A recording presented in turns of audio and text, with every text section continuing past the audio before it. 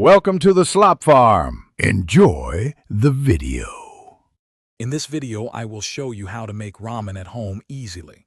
First, let's talk about the foundation, the broth. You can use a store-bought chicken or vegetable broth, or even a concentrated ramen base for convenience. Aim for about 4 cups of liquid per serving. This initial step sets the stage for a truly delicious bowl, so don't rush it.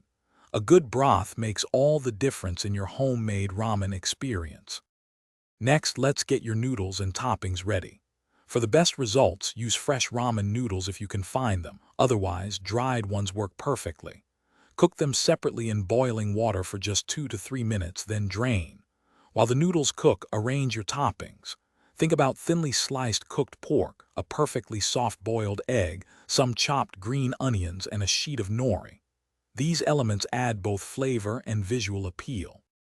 Now for the exciting part, assembling your ramen bowl. First, warm your serving bowls. This helps keep your ramen hot longer.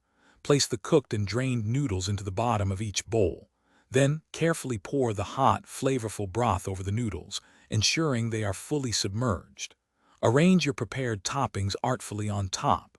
A final touch could be a drizzle of sesame oil or a dash of chili oil for an extra kick. Enjoy your culinary creation. The beauty of homemade ramen is how easily you can customize it. Feel free to experiment with different vegetables like bok choy, mushrooms, or corn. For an extra layer of umami, stir in a spoonful of miso paste into your broth just before serving. Remember, the goal is to make it your own.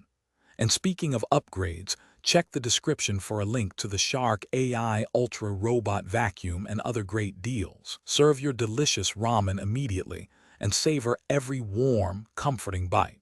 Enjoy your personalized ramen experience. Thanks for watching. Consider subscribing if we helped you today.